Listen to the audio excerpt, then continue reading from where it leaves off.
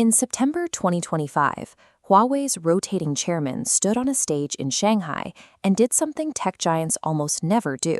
He admitted they were losing. Days earlier, founder Ren Zhengfei had been even more blunt, telling state media their chips remained a full generation behind the Americans. Confessing inferiority in the middle of a global hardware race is usually corporate suicide. But Huawei wasn't surrendering. They were laying the groundwork for an entirely different strategy, one built to bypass the physical constraints they couldn't break. The most immediate constraint is manufacturing. Cut off from the Dutch extreme ultraviolet lithography machines required to etch the world's smallest transistors, China's main foundry is physically capped. Their most advanced silicon hits a ceiling at 7 nanometers, while the West pushes down to 2. Even if they print infinite logic chips, they can't finish them.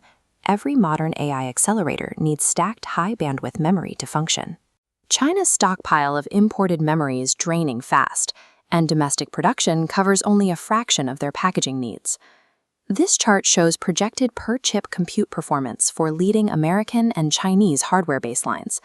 Because of manufacturing and memory bottlenecks, by 2027, the best American AI chips will be up to 17 times more powerful than Huawei's best. If victory requires fabricating the smartest, most dense processing node, the ultimate individual brain cell, the math dictates that Beijing has already lost. But Huawei is betting on a biological workaround. If you cannot win the neuron, you win the synapse. They are shifting the engineering fight away from isolated chips and focusing entirely on the speed of the connections linking them together. Inside Huawei's Cloud Matrix 384, analysts found 384 mediocre processors wired with optical interconnects. Replacing copper with light forces these chips into one zero-latency machine. Benchmarked against 72 top-tier NVIDIA GPUs, this unified block delivers 1.7 times the compute and triple the memory. There is a catch, and it's severe. Tying hundreds of inefficient chips together requires massive amounts of electricity. The Cloud Matrix draws roughly 560 kilowatts per rack. That is nearly 4 times the power consumption of the NVIDIA system it competes against.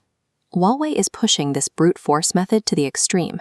Their Atlas 950 supercluster roadmap aims to wire together over 500,000 of these interconnected chips, a scale explicitly sized to eclipse the largest planned Western facilities. Powering 500,000 inefficient, light-stitch chips requires a volume of electricity that simply does not exist on standard commercial utility grids. You cannot plug a facility like that into a normal city. To find that power, you have to look at the map of China itself. In 2022, Beijing launched a national infrastructure project called East Data, West Computing, designed to take the digital demands of crowded coastal cities and process them out in the cool, energy-rich Western provinces. By May 2026, the physical reality of that project came online in the Ningxia Desert. This is a 500-megawatt solar station built in Zhangwei, designed specifically to route raw desert sunlight directly into massive artificial intelligence data loads. America holds a structural surplus in advanced silicon design, but its AI build-out is strangled by aging power grids.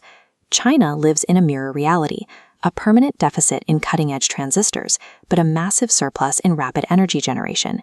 That energy surplus is converted into compute power in the desert, and then the resulting data is pushed out through a national optical backbone. From there, it hits the coast and travels through Chinese-built telecommunications cables running along the ocean floor, extending this infrastructure to the planet. The entire strategy reduces to a single pragmatic trait. China is spending the one resource it can generate in infinite abundance, electricity, to structurally replace the exact resource it is legally barred from buying.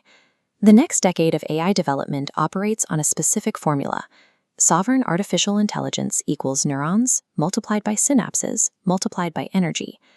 Western analysts look at Huawei's 7-nanometer chips, point out the 17 times performance deficit, and conclude that the math doesn't work. But criticizing the weakness of the individual chip answers the wrong question. Beijing gave up on matching NVIDIA chip for chip years ago. Their current objective is building a closed-loop technological ecosystem where every single layer is under domestic control, from the software down to the power grid.